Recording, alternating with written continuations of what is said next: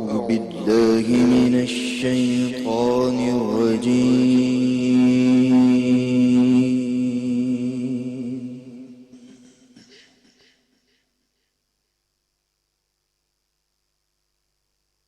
بسم الله الرحمن الرحيم.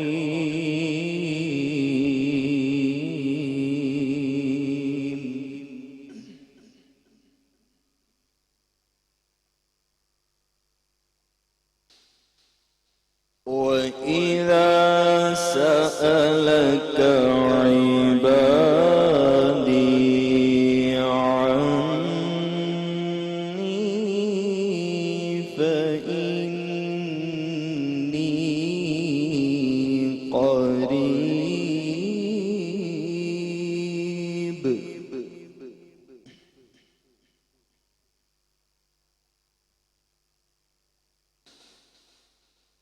أجيب دعوة الداعي إذا دعان.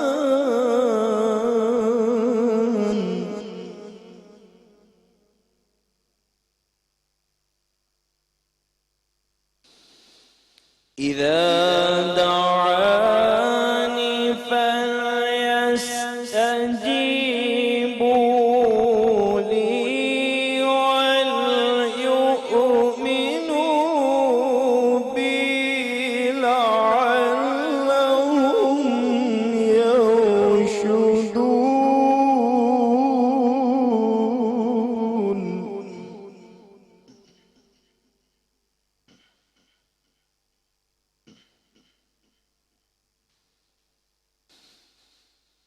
وإذا سألك عبادي عني فإني قريب أجيب دعوة الداعي إذا دعاني فليستجيبوا.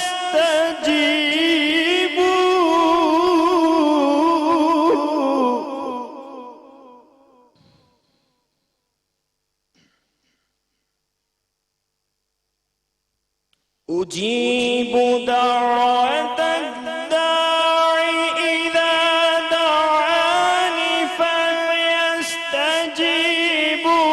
لي وليؤمنوا بي لعلهم يرشدون.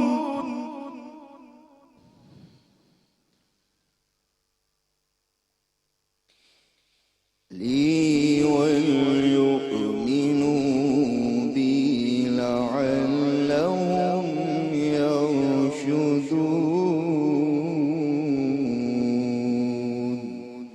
صدق الله العظيم. ترجمہ. اور اے حبیب، جب میرے بندے آپ سے میری نسبت سوال کریں تو بتا دیا کریں کہ میں نزدیک ہوں، میں پکارنے والے کی پکار کا جواب دیتا ہوں. جب بھی وہ مجھے پکارتا ہے بس انہیں چاہیے کہ میری فرما برداری اختیار کریں اور مجھ پر پختہ یقین رکھیں تاکہ وہ راہ مراد پا جائیں. صدق اللہ العظیم. جزاک اللہ. بسم اللہ الرحمن الرحیم. السلام علیکم. اور میں آپ کو خوش آمدید کہتی ہوں آج کی رمضان عشق ہے سحری نشریات میں. کیا خوبصورت انداز بیاں ہے جو اللہ تعالیٰ نے اختیار فرمایا ہے اپنے بندوں کو اور ہمیں یہ سمجھانے کے لیے کہ وہ پکارنے والے کی پکار سنتا ہے. بلکہ بہت ساری جگہوں پہ اس بیان کو دہرایا گیا. وہ کون ہے جو بے قرار دل کی پکار سنتا ہے، اور جو ہم بار بار ایک دوسرے کو کہتے اور سناتے ہیں اور اپنے دل کو بھی اس سے تقویت دیتے ہیں کہ اللہ ہماری شارگ سے نزدیک ہے. سو اللہ تعالیٰ نے جب کائنات تخلیق فرمائی تو اسے علم تھا کہ انسان کو اپنی بے شمار حاجتوں اور ضرورتوں کے لیے کسی ایسے کی ضرورت ہوگی جس کی طرف وہ رجوع کر سکے، جس کی طرف وہ پلٹ سکے، جس کو وہ پکار سکے، اور جس کو پکار کے اسے یقین ہو کہ وہاں سے، اس دربار سے، اس بارگاہ سے اس کو وہ سب کچھ ملے گا جو کہ وہ چاہتا ہے۔ سو اللہ تعالیٰ نے یہ اپنی طرف منسوب کیا ہے، اور یہ دعا جو ہے حضور پاک صلی اللہ علیہ وسلم کے الفاظ مبارک، حضرت انس سے روایت کہ دعا عبادت کا مغز ہے۔ جسم میں روح کی جو حیثیت ہے وہی ہماری زندگی میں دعا کی ہے، کہ تقدیر کو اگر کوئی چیز ٹال سکتی ہے تو وہ صرف دعا ہے، اور دعا جو ہے وہ غائب درجے کی انکساری، انتہا درجے کا بندگی کا اظہار اپنے رب کے سامنے۔ جب ہم دنیا کی مشکلات سے، مصائب سے، آزمائشوں سے تنگ آ کر ایک رب کو ایک مانتے ہوئے اس کے سامنے ہاتھ اٹھاتے ہیں اور اپنی تمام جو بھی ہمارے دل کی حسرتیں ہیں، خواہشیں ہیں، جو لوگوں کے ستایا جانا ہے، جو تکلیفیں ہیں، وہ اس سے مانگتے ہیں، تو میرے رب کو یہ ادا اتنی پسند ہے کہ ایک حدیث مبارکہ کے مطابق، حدیث قدسی کے الفاظ ہیں کہ اگر تم گناہ نہ کرو اور اللہ تعالیٰ سے معافی نہیں مانگو، یعنی دعا نہیں مانگو، تو پھر اللہ تمہارے بدلے ایسے لوگ لے آئے گا جو گناہ کریں گے اور اس سے رجوع کریں گے۔ سو اللہ تعالیٰ کو اتنا اچھا لگتا ہے، بھلے ہم گڑ گڑا کر، بھلے ہم چھپ کر، بھلے ہم ندامت کے آنسو بہائیں، اپنے گناہوں کی معافی مانگنے کے لیے اس کی طرف رجوع کریں، یا پھر ہمیں کوئی چھوٹی چھوٹی خواہشیں ہوں۔ ہم دیکھتے ہیں قرآن پاک میں مختلف انبیاء کی دعائیں منقول ہیں۔ حضرت یونس علیہ السلام کی وہ دعا جس میں انہوں نے اللہ تعالیٰ سے استغفار اور معافی طلب کی تھی، ایک دعا ہی تو تھی جس میں انہوں نے اللہ تعالیٰ کو پکارا تھا کہ لا الہ الا انت سبحانک انی کنت من الظالمین، اور ساتھ ہی جواب جو آیا ہے وہ کتنا فوری طور پہ ساتھ ہی اللہ تعالیٰ کا جواب ہے کہ لا الہ الا انت سبحانک انی کنت من الظالمین فاستجبنا له ونجیناه من الغم وکذالک ننجی المؤمنین۔ ہم سن لیتے ہیں دعاؤں کو اور اسی طرح سے مومنوں کو غم سے نجات دیتے ہیں۔ اسی طرح سے مختلف دعائیں جو منقول ہیں، حضرت زکریا علیہ السلام اگر پکارتے ہیں اپنے رب کو اور کہتے ہیں کہ یا اللہ ربی لا تذرنی فردا وانت خیر الوارثین، تو انہیں فرزند عطا ہوتا ہے۔ حضرت ابراہیم علیہ السلام اگر دعا مانگتے ہیں کہ اس کعبے کو، اس مکہ کو ایک رہنے کی جگہ بنا دینا اور یہاں پر جو ان کی اولاد ہے اس میں برکت دینا، اور اگر وہ یہ دعا کرتے ہیں کہ یا اللہ میری اسی اولاد میں سے ایک نبی مبعوث فرمانا جو انہی کو پاک کرے اور آیات جو ہے وہ پڑھ کر سنائے، تو یہ دعا بارگاہ یزدی میں کس طرح سے مقبول ہوتی ہے کہ رسول پاک صلی اللہ علیہ وآلہ وسلم بنی اسماعیل میں سے آتے ہیں، مبعوث ہوتے ہیں۔ سو دعائیں اور ان کی قبولیت کا سلسلہ تو بہت پرانا ہے، ہمیشہ سے ہے، حضرت آدم علیہ السلام سے ہے۔ جب انہوں نے اپنے رب کے سامنے اپنی خطا کی معافی مانگی تھی، ایک دعا ہی تو تھی، جب انہوں نے اپنے رب سے کچھ کلمات سیکھ لیے اور ان کلمات کے ذریعے سے اپنی خواہش کو، اپنی جو بھی ان کی منشا تھا، جو بھی ان کی کیفیت تھی، اس کو اپنے رب کے سامنے بیان کیا اور رب نے اسے مقبول کر کے پھر کس طرح سے ان کے درجات بھی بلند کیے اور ان کی معافی جو ہے وہ بھی قبول کی۔ سو آج ہم نے اسی کے اوپر بات کرنی ہے کہ یہ دعا کے آداب کیا ہیں، اس کے طریقے کیا ہیں، اس کے اوقات کیا ہیں، اس کے الفاظ کیا ہونے چاہیے اور اس کے تقاضے کیا ہیں، اور اس کے ساتھ ساتھ ایک شکوہ یا سوال جو کہ ہم سب کے ذہنوں میں رہتا ہے کہ ہم بھی بہت کچھ اپنے رب سے مانگتے ہیں لیکن ہمیں وہ سب کچھ ملتا نہیں ہے۔ سو بعض اوقات دل میں خیال آتا ہے کہ شاید ہم کچھ ایسا کر رہے ہیں کہ جس کی وجہ سے ہماری دعائیں نہیں سنی جا رہی ہیں اور قبول ہو رہی۔ تو اگر ایسا ہے تو ایسا ہونے کی وجوہات کیا ہو سکتی ہیں اور کس طرح سے ہم بھی مستجاب الدعوات جو ہے وہ ہو سکتے ہیں اور یہ درجہ حاصل کر سکتے ہیں۔ سو آج ہم نے یہ گفتگو اپنے اسکالرس کے ساتھ کرنی ہے، جس میں میرے ساتھ ہمیشہ کی طرح ڈاکٹر جمیل لاٹور صاحب موجود ہیں۔ بہت شکریہ ڈاکٹر صاحب تشریف لے آئیے۔ مولانا صاحب مولانا علامہ شبیر میسمی صاحب ہمارے ساتھ ہیں جو کہ ابھی سیٹ پہ تشریف لا رہے ہیں، اور ان کے ساتھ ساتھ مولانا ناظر الاسلام صاحب اس وقت یہاں موجود ہیں۔ بہت شکریہ آپ کی تشریف آوری کا۔ تشریف لائیے مولانا صاحب، بہت شکریہ۔ اور ریحان قادری بھائی بھی آ گئے ہیں، شکریہ آپ کے بھی ہمارے ساتھ ہونے کا۔ اور ان کے ساتھ آج ہماری بہت پیاری سی اقصیٰ عبدالحق، خوبصورت ثنا خان اور خوبصورت انداز میں ثنا خوانی کرنے والی ثنا خان، تو بہت شکریہ۔ ہم آپ سے ابھی حمدیہ کلام سے آغاز کریں گے، لیکن اس سے پہلے شیف آج کیا بنائیں گے؟ آج ہم لوگ جو ہے وہ عید کی تھوڑی قریب آ چکے ہیں، تو عید سے ہی ریلیٹڈ ہم آج ایک ریسیپی بنا رہے ہیں، اور ہم بنا رہے ہیں یہاں پہ ٹریڈیشنل شیر خورما۔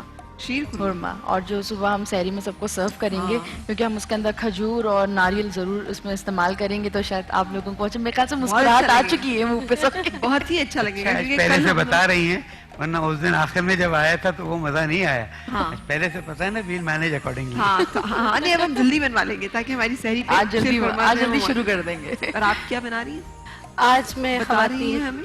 نہیں، میں بتا رہی ہوں کہ اسکن کے حساب سے اور بالوں کے حساب سے اور دوسرے پگمنٹیشن جو ہو جاتی ہے اس کو کیسے دور کریں، ہرب سے آپ بنا کے رکھیں، عید پر بھی اچھی نظر آئیں گی، عید کے بعد अच्छी नजर आएंगी। यानी चेहरे पे कोई भी कील, दाग, धब्बे वहाँ से इस तरह बिल्कुल की चीजें हो रही हैं। पिगमेंटेशन अगर हो जाए, दाग धब्बे पड़ जाए, तो हाँ। उसको कैसे दूर करें? अभी पिछले दिनों मैं यहाँ पे वो सी साइड पे गई तो मेरा भी पूरा नाक लाल टमाटर हो गया था। हाँ, वो उसके भी लिए सनबर्न की एक सनबर्न सूरत के हाल लिए होती उसके है। लिए भी एक टिप है, अगर अभी बता दूं या बाद में? नहीं, बता दीजिए। हाथ कंगन फारसी क्या? उसके लिए ये है कि जब भी आप अभी, क्योंकि गर्मियों की छुट्टियां भी हैं, सब जाएंगे, सबसे अच्छा पेट्रोलियम होता है। लेकिन ये सिर्फ सी साइड पे या पहाड़ी इलाकों पे भी जो लोग जाएं तो वो भी पहाड़ी पेट्रोलियम इलाकों जेली पे भी लगाएं? जाएं, पेट्रोलियम को पेट्रोलियम जेली अच्छी तरीके से लगा के जितना लग सकता है, उसके बाद आप टिश्यू से पोंछ लें। ठीक है। पोंछने के बाद आप कोई भी टेल्कम पाउडर लगाएं, बिलीव करें कोई आपको सन टैन नहीं होगा। अच्छा, ये आप 100 SPF भी लगा लेंगे, उससे भी हो जाता है, मगर इससे नहीं होता। इससे नहीं होगा। चलें जी, अगर आप वेकेशंस प्लान कर रहे हैं तो ये नुस्खा और टोटका जरूर आजमाइएगा, क्योंकि और कुछ हो ना हो, गर्मी वो जो ईद के 2-3 दिन होते हैं उसमें हमने जरूर घूमना फिरना होता है, सो गर्मी बहुत ज्यादा है, अपना ख्याल रखते हुए। सो गुफ्तगू का आगाज करने से पहले आपसे हमदिया कलाम, और रेहान भाई तो हैं, रेहान भाई तो हमें सुनाएंगे, लेकिन चूंकि आज मेहमान है हमारी, तो फिर हम आपसे शुरू करेंगे हमदिया कलाम से। जी।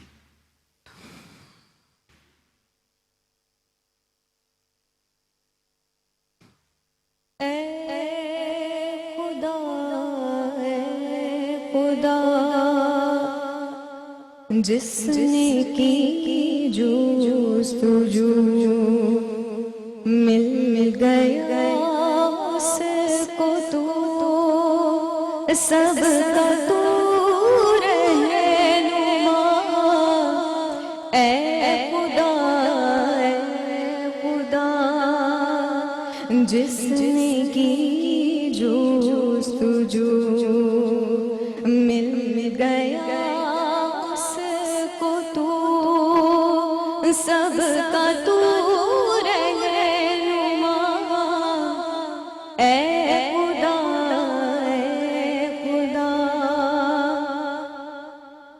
ये ज़मीन फला एक सी आगे तला, जितनी दुनियाएं हैं सब में ये ज़मीन फला एक से आगे तला, जितनी दुनियाएं हैं सब में तेरी जया। ऐ खुदा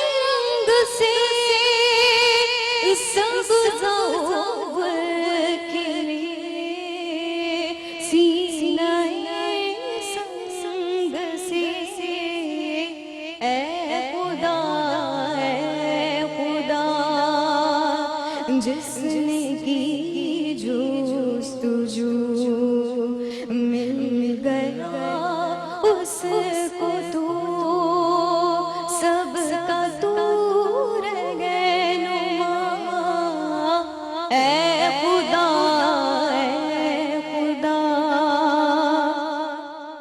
हर सितारे में आबाद एक जगह, चांद सूरज तेरी रोशनी की शान। हर सितारे में आबाद एक जगह, चांद सूरज तेरी रोशनी की निशान। ऐ खुदा जिसने की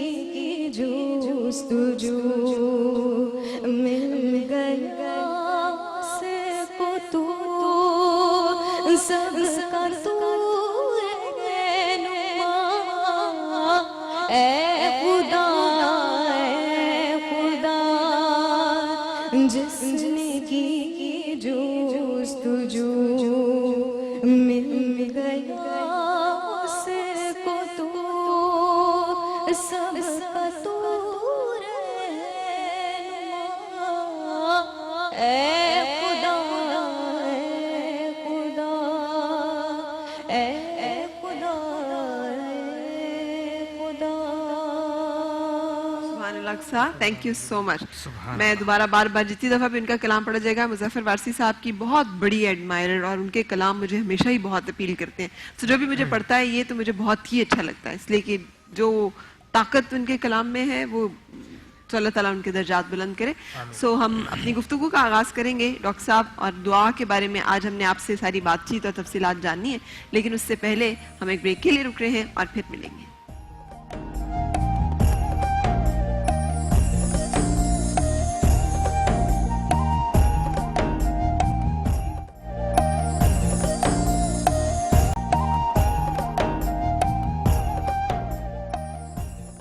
سرتاب قدم ہے تن سلطان زمن پھول، سرتاب قدم ہے تن سلطان زمن پھول، سرتاب قدم ہے تن سلطان زمن پھول، لب پھول دہن پھول زقن پھول بدن پھول، سرتاب قدم ہے تن سلطان زمن پھول، دندان و لب و زلف رخ شاہ کے فدائی، دندان و لب و زلف رخ شاہ کے فدائی، ہے در عدن لال یمن مشک ختن پھول، سرتاب قدم ہے تن سلطان زمن پھول، دن کا بھی ہمارے تو ہلائے نہیں ہلتا، دن کا بھی ہمارے تو ہلائے نہیں ہلتا، تم چاہو تو ہو جائے ابھی کو ہے محن پھول، تم چاہو تو ہو جائے ابھی کو ہے محن پھول، واللہ جو مل جائے میرے گل کا پسینہ، کسی نے کہا مل جائے، کسی نے کہا مل جائے، دونوں ہی صحیح ہیں، جو بھی ہو جائے. واللہ جو مل جائے میرے گل کا پسینہ، تو مانگے نہ کبھی عطر نہ پھر چاہے دلہن پھول، مانگے نہ کبھی عطر نہ پھر چاہے دلہن پھول، دل اپنا بھی شیدائی ہے اس ناخن پاکا، دل اپنا بھی شیدائی ہے اس ناخن پاکا، اتنا بھی مہینوں پہ نہ اے چرخ کوہن پھول، اتنا بھی مہینوں پہ نہ اے چرخ کوہن پھول، لب پھول دہن پھول زقن پھول بدن پھول، کیا بات رضا اس چمنستان کرم کی، کیا بات رضا اس چمنستان کرم کی، کیا بات رضا اس چمنستان کرم کی، زہرا ہے کلی جس میں حسین اور حسن پھول، زہرا ہے کلی جس میں حسین اور حسن پھول، کیا بات رضا اس چمنستان کرم کی، کیا بات رضا اس چمنستان کرم کی، زہرا ہے کلی جس میں حسین اور حسن پھول، زہرا ہے کلی جس میں حسین اور حسن پھول، لب پھول دہن پھول، زخم پھول بدن پھول.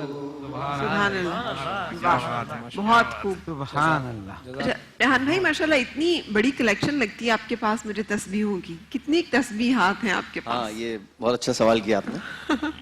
ہر روز ایک نئے رنگ کی ہوتی ہے مجھے یہ تسبیحات، جیکٹ جس رنگ کی پہنتا ہے اس رنگ کی پھر اس سے ملتی جلتی وہ بھی ہوتی ہے لباس سے رنگ کی. جی یہ جہاں بھی میں مقدس زیارتوں پہ جاتا ہوں نا، جی. یہ میں نے نجف اشرف سے ابھی جب ایک مہینے پہلے میں گیا تھا، صحیح. اور مجھے شوق بھی بہت زیادہ ہے تسبیحات کا. علامہ صاحب نے ایک دفعہ مجھ سے پوچھا بھی تھا کہ تسبیحات رکھتے ہیں، اس کی کوئی خاص وجہ؟ تو میں نے اپنی ذہن کے مطابق میں نے جواب دیا تھا کہ تسبیح جب میرے ہاتھ میں ہوتی ہے نا تو کچھ نہ کچھ پڑھ لیا جاتا ہے. ہاں، یاد رہتا ہے. تھوڑا سا ہوتا ہے کہ تسبیح پڑھی، چلو بھی اٹھا لو 2-4 دفعہ درود شریف، ذکر اس کا جو، ورنہ تسبیح نہ ہو تو میں نہیں غافل ہو پڑھ پاتا. جاتا آدمی. ہاں جی. اس لیے میں رکھتا ہوں. بہت خوب. لیکن آپ نے بتایا نہیں کہ نمبر کتنا ہے، ٹوٹل کتنی ہے اچھا تسبیحات کلیکشن؟ چلے میں کل بتا دوں گا. اچھا گن کے. اچھا واہ. اچھا جی، تسبیحات کا ذکر ہو رہا ہے تو کچھ دعا کا. دعا آج میں نے جو اللہ تعالیٰ نے اتنی جو ترغیب دی ہے ہمیں کہ پکارو مجھے، یا میں ہر بے قرار دل کی پکار سنتا ہوں، یا نبی کہہ دیجئے ان کو جب میرے بارے میں پوچھیں کہ میں ہر پکارنے والے کی پکار سنتا ہوں. تو یہ دعا کی اتنی ترغیب دینے کا مقصد کیا ہے؟ ڈاکٹر صاحب اگر آپ سے ہم شروع کریں. بسم اللہ الرحمن الرحیم. سب سے پہلے تو میں کہوں گا کہ دعا ہر دل کی فریاد ہے، دعا دل کی مراد ہے، دعا ٹوٹے دلوں کی فریاد ہے، دعا مومن کا ہتھیار ہے، دعا بے قراروں کا قرار ہے، دعا اندھیروں میں نور ہے، اور دعا ہر عبادت کا سرور ہے. دعا ہر بندے کی ضرورت ہے، اور دعا بندے اور خالق میں قربت اور تعلق کی ایک صورت ہے. اور جب بندہ دیکھتا ہے کہ اس کے سارے سہارے چھوٹ گئے، سارے دروازے بند ہو گئے، سارے ناطے ٹوٹ گئے، روٹ گئے، اور ساری کی ساری چوکھٹ، سارے سہارے، سارے دروازے بند ہو گئے، اور جب وہ مایوسیوں کے اندھیروں میں گم ہو رہا ہوتا ہے تو اس کے دل سے ایک صدا بلند ہوتی ہے کہ نہیں، کوئی ہے جو میری فریاد کو سننے والا ہے، کوئی ہے جو میری ساری حاجتوں کو پورا کرنے والا ہے، کوئی فریاد رس ہے، کوئی ہے جو میری رگے جان سے بھی قریب ہے. اور وہ کہتا وقال ربکم ادعونی استجب لکم، اے پکارنے والے مجھے کیوں نہیں پکارتا؟ میں جو ہوں تیری دعاؤں کو سننے والا، لیکن مجھے پکارے تو ادعو ربکم تضرعا وخفیا، بے چینی کے ساتھ، بے قراری کے ساتھ، اضطراب کے ساتھ، تڑپتے وجود کے ساتھ، دھڑکتے دل کے ساتھ، اپنی حضوری قلب کے ساتھ، اپنے ظاہر اور باطن کے ساتھ، اپنے پورے جسم کے روئے روئے اور رونگٹے کے ساتھ، جب عجز و انکسار کے ساتھ، قعر مذلت میں ڈوب کر اپنی بندگی کا اظہار کرتے ہوئے اور میری عبدیت کا اقرار کرتے ہوئے جب مجھے پکارے گا تو تیری مایوسیاں ختم ہو جائیں گی، تیرے اندھیرے چھٹ جائیں گے، ایک ایسا نور طلوع ہوگا کہ تو پھر بے اختیار جبین نیاز کو بارگاہ بے نیاز میں جھکا کر واپس پلٹے گا. جب اپنے دامن کو پسار کر، اپنے ہاتھوں کو پھیلا کر جب میری بارگاہ سے اٹھے گا تو پھر وہ اندھیرے اندھیرے نہیں رہیں گے، پھر وہ بے قراری قرار میں بدل جائے گی، اور پھر وہ مایوسی استقامت میں بدل جائے گی، اور پھر تو وہ کھڑا ہو کر زندگی کے جتنے بھی جو تیرے وہ مسائل ہیں ان کے سامنے کوہ گراں بن کر کھڑا ہو جائے گا. لیکن اے بندے مجھ سے مانگ. تو میں یہ کہوں گا کہ دعا انسان کو مایوسی سے بچاتی ہے، قنوطیت سے بچاتی ہے، ٹینشن سے بچاتی ہے، ڈپریشن سے بچاتی ہے، اور دعا مانگنے والا کبھی ناکام و نامراد نہیں رہتا، کبھی مایوسیوں کے اندھیروں میں نہیں ڈوبتا. یقیناً دعا استقامت کی علامت بھی ہے، بقائے انسانیت بھی ہے، دوام انسانیت بھی ہے. تو انسان تو وہ ہے، اور دیکھیں انسان کتنا ہی طاقتور کیوں نہ ہو جائے، کتنا ہی تبارہ کیوں نہ ہو جائے، انسان اپنی ضرورتوں کی تکمیل کے لیے ایک بلند و بالا ذات کا ہمیشہ محتاج رہا ہے. چاہے کوئی سکندر اعظم ہو، چاہے کوئی ہٹلر ہو، چاہے کوئی چنگیز خان ہو، کسی نہ کسی کے سامنے وہ ضرور جھکتے رہے ہیں. اور کیوں جھکتے ہیں؟ اس لیے کہ ساری ضرورتوں کو پورے کرنے والی ایک ہی ذات ہے جو مالک و مولا بھی ہے، مختار کل بھی ہے، اور ہر بندے کی رگے جان سے بھی قریب ہے. بس اس سے تعلق جوڑ لیجئے، اور تعلق جوڑنے کا جو نام ہے اسے دعا کہا جاتا ہے. صحیح. اچھا لیکن علامہ صاحب، علامہ مسمی صاحب، بعض اوقات ہماری دعائیں جو ہیں، ہم تو وہ جسے کہتے ہیں نا رب سے رب کو مانگنے کا درجہ تو ہمارا آتا ہی نہیں. ہم تو آٹے دال نمک روٹی رزق پانی اولاد صحت زندگی بیماری سفر بڑا گھر بڑی گاڑی، انہی چیزوں کی اللہ تعالیٰ کے سامنے دعائیں جو ہے وہ کرتے رہتے ہیں، تو یہ دعا بھی دعا ہے اور اس کا بھی وہی اجر و ثواب ہے جو رب کو پکارنے والے ہر پکارنے والے کو ملتا ہے، یا ہماری دعائیں ناقص ہیں؟ بسم اللہ الرحمن الرحیم، قل رب زدنی علما۔ آمین۔ بہت ہی خوبصورت اور شیرین اور بے موقع موضوع ہے۔ دعا در حقیقت بندے اور رب سے تعلق کا نام ہے، صحیح۔ اور اسی لیے اللہ سبحانہ و تعالیٰ نے فرمایا ہے ادعونی استجب لکم۔ اگر ہم کسی کو فون نمبر دے دیں کہ آپ ہمیں کال کر لیجئے گا، ہم آپ کو جواب دیں گے، ہو سکتا ہے ہم فون بند کر دیں، جی، ہو سکتا ہے ہم اس کی کال کو مس کر لیں، لیکن جب رب العزت فرماتا ہے ادعونی، مجھے کال کرو میں تمہیں جواب دوں گا، اور پھر آگے فرماتا ہے ان الذین یستکبرون عن عبادتی سیدخلون جہنم داخرین، اور میرے بندوں میں سے جو تکبر کرتے ہیں ان کو میں جہنم میں ڈال دوں گا۔ اچھا۔ یعنی مانگو، نہ مانگنا تکبر ہونے کی، تکبر کی نشانی ہے۔ حضرت امام جعفر صادق علیہ السلام فرماتے ہیں کہ تم چھوٹی سے چھوٹی حاجت بھی اللہ تعالیٰ سے مانگو اور بڑی سے بڑی حاجت بھی اللہ تعالیٰ سے مانگو۔ امام نے مثال دی، دسترخوان پہ بیٹھے ہو، سامنے نمک پڑا ہوا ہے، تم کہو اے اللہ مجھے نمک مل جائے، اس کے بعد اپنا ہاتھ بڑھاؤ، جب نمک ہاتھ میں آ جائے تو کہو اے اللہ تیرا شکر ہے کہ مجھے نمک مل گیا، اس لیے کہ تمہارے اس چاہنے سے کہ تم کو نمک چاہیے، نمک تک پہنچنے میں کتنی مصیبتیں آ سکتی ہیں، اچھا، کتنی مشکلات آ سکتی ہیں، اور ہو سکتا ہے وہ نمک تمہاری قسمت میں نہ ہو۔ لیکن جب تم چھوٹی چیز میں رب تعالیٰ کو، جو آپ نے سوال کیا نا کہ چھوٹی چھوٹی چیز مانگتے ہیں، جب چھوٹی چیز میں تم مانگتے ہو اور تمہیں ملنا شروع ہو جاتی ہے تو پھر تمہیں بھی اور تمہارے بچوں کو بھی یقین آنا شروع ہوتا ہے کہ نہیں، اللہ رب العزت سنتا ہے۔ پھر جب چھوٹی چیزوں پہ وہ سن لیتا ہے اور بڑی چیز ہم مانگنے جاتے ہیں تو پھر وہ بھی عطا کر دیتا ہے۔ اچھا مولانا صاحب، ایک سوال آپ کے سامنے رکھتے ہوئے، بعض اوقات ہمیں لگتا ہے چھوٹی چیزیں فوراً سے عطا ہو جاتی ہیں۔ نعیم بخاری صاحب نے ایک دفعہ انٹرویو میں ان کا کر رہی تھی، انہوں نے مجھے ایک گفتگو بڑے سمجھانے کے انداز میں ایک لطیفہ سنایا، میں اس کو کوٹ کرتے ہوئے سوال جو رکھنا چاہوں گی کہ ایک شخص تھا، وہ بیٹھا ہوا تھا، کہتے ہیں اللہ میاں کیا دال کھانے کو روزانہ مل جاتی ہے، کبھی مرغ ملے کبھی کوئی چیز ملے تو وہ نہیں، تو انہوں نے کہا اس سے تو پھر اچھا ہے کہ موت ہی آ جائے۔ تو زلزلہ آ گیا، تو زلزلہ جیسے ہی آ گیا تو اس نے کہا یا اللہ پیڑیاں گلنا تو کنی چھیتی سننا ہے۔